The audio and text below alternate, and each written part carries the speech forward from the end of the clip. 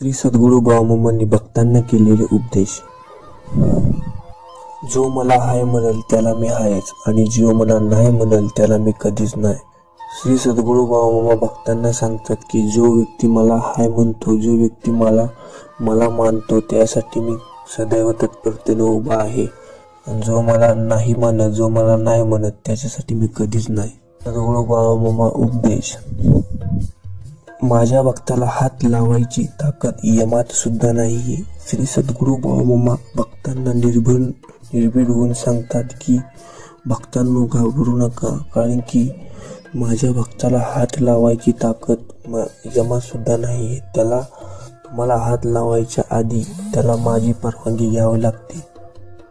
श्री सद्गुरू बाळमामा उपदेश. जगाच्या पाठीवरनं कुठूनही हाक मारा, मी तुमच्या पायाच्या टाचखाली आहे म्हणून समजा.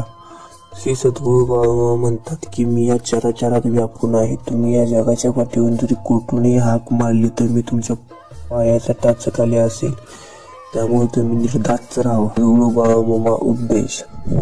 धनगराचा राजवाडा बघायला जगातून लोक येतील.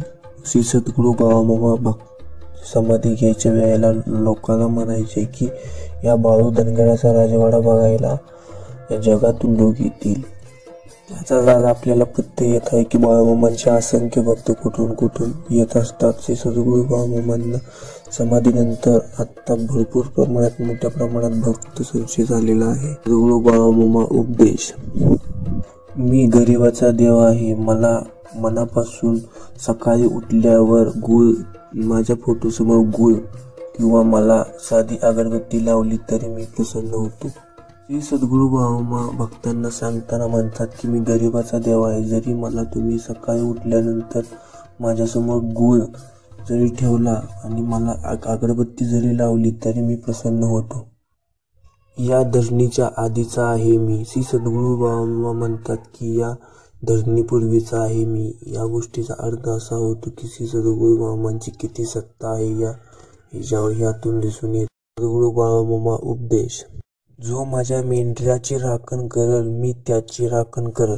सद्गुरू बाळमामाच्या सेवेमध्ये सगळ्यात जास्त मान दिला जातो तो मेंढी माऊलीच्या सेवेला. श्री सद्गुरू बाळमामा म्हणतात की तुम्ही जर माझ्या मेंढराची सेवा केली, माझी चाकरी केली, तर त्यातून मी तुमच्या घराची काळजी घेईल, तुम्हाला तुमच्या घराची मी राखण करेल, असं श्री सद्गुरू बाळमामा म्हणतात. होईल. सद्गुरू बाळमामा उपदेश.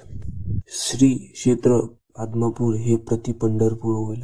श्री सद्गुरू बाळमामा जेव्हा त्यांची समाधीची वेळ आली तेव्हा श्री सद्गुरू बाळमामा म्हणले बाळू धनगराचा राजवाडा एवढा मोठा होईल की तिथे प्रति पंढरपूर होईल. म्हणजे बाळू धनगराचा राजवाडा बघायला हे जगातून लोक येतील आणि हे खूप मोठं तीर्थक्षेत्र बनेल आणि कलियुगाच्या शेवटीला सकट